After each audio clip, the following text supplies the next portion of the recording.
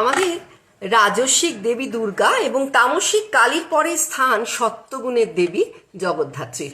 সুদর্শনা, স্নিগ্ধা এবং শান্ত জগদ্ধাত্রী জগতের ধাত্রী বা প্রোটেক্টর অফ দ্য ওয়ার্ল্ড। পুরাণে ত্রিনয়না চতুর্ভুজা এই দেবীর গায়ের রং ভোরের কচি সূর্যের মতো স্নিগ্ধ। তিনি যুদ্ধ করতে আসেননি, এক হাতে বরাভয় আর বাকি তিন হাতে তার শঙ্খ, চক্র এবং তীর ধনুক। পরনে টকটকে লাল শাড়ি আর তিনি শালঙ্কারা। জগদ্ধাত্রী মা দুর্গার মতো সিংহ বাহিনী, কিন্তু তার পায়ের নিচে মহিষাসুরের বদলে করিন্দ্রাসুর নামে এক বিশাল মৃত ঐরাবত বা হাতি।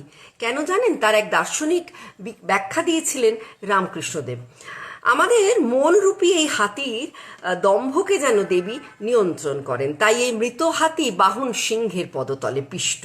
আমাদের চঞ্চল দুর্বল কামনা বাসনায় মত্ত মনরূপ করি বা হাতিকে যে বশে আনতে পারে, তার হৃদয়ই নাকি জগদ্ধাত্রীর বশত হয়।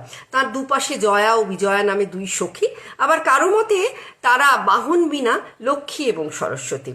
নাগযজ্ঞ উপবিত বা সাপ জড়ানো একটি পৈতে দেবী ধারণ করেন শরীরে, কারণ তিনি একাধারে ব্রাহ্মণী আবার একাধারে সাধিকা। দুর্গাপুজো যেমন 5 দিন ধরে চলে, জগদ্ধাত্রী পুজোয় কিন্তু নবমীর দিন একসঙ্গে সপ্তমী, অষ্টমী, নবমীর পুজো হয়। সকালে সাত্ত্বিকী রূপে, মধ্যাহ্নে রাজস্বিক রূপে এবং তৃতীয় ভাগে তামসিক রূপে দেবীর পুজো হয়। সবাইকে আরও